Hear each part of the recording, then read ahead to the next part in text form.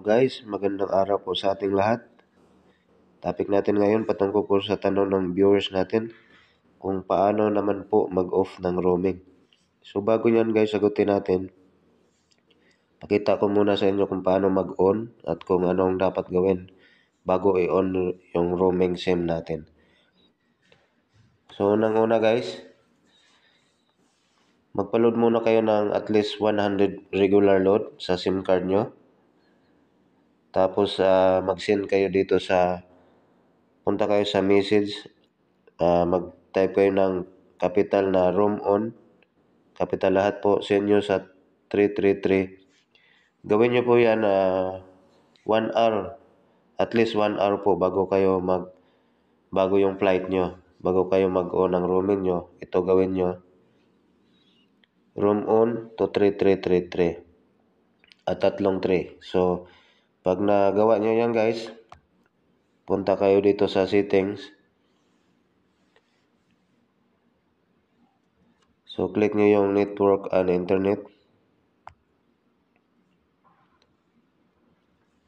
So ayan guys, click nyo SIM card and mobile network.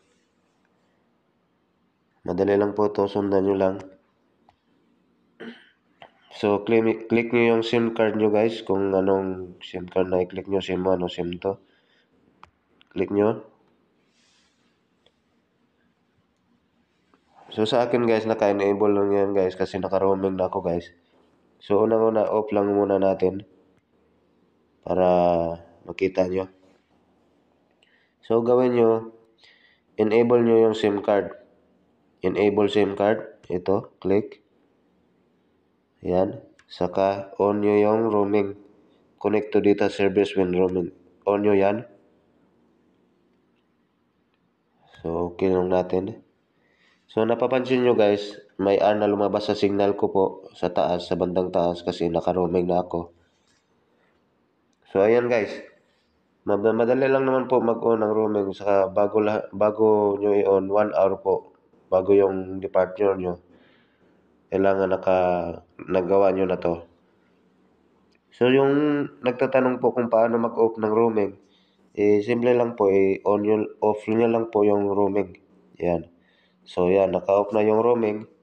Saka pwede nyo rin disable yung SIM card. Kung uuwi kayo sa Pinas o para ma-off yung roaming. So guys, yan, balik lang natin ng on. So yung pangalawang paraan naman guys, paano mag-on ng SIM card, mag-on ng roaming ay punta lang kayo dito sa dial pad nyo guys. So ang gawin nyo ay dial nyo lang po yung asterisk 143 number sign.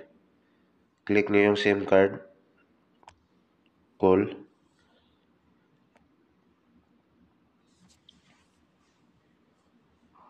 So ayan guys, nandito lahat yung mga promo ng Globe o anong SIM card nyo ang ginagamit nyo. So piliin nyo yung roaming and international. Dito sa Globe ay 13 po. Type nyo yung 13. Send nyo lang. So piliin nyo click nyo yung number 1. Type nyo number 1. Send nyo ulit.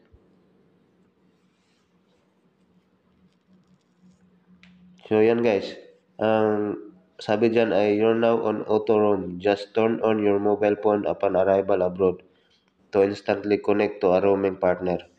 So ang bilis lang guys. So pagdating nyo sa abroad guys, automatic na makapag-receive kayo ng messages o tawag galing sa Pinas. So mabilis lang guys, sana nakatulong po yung tutorial natin.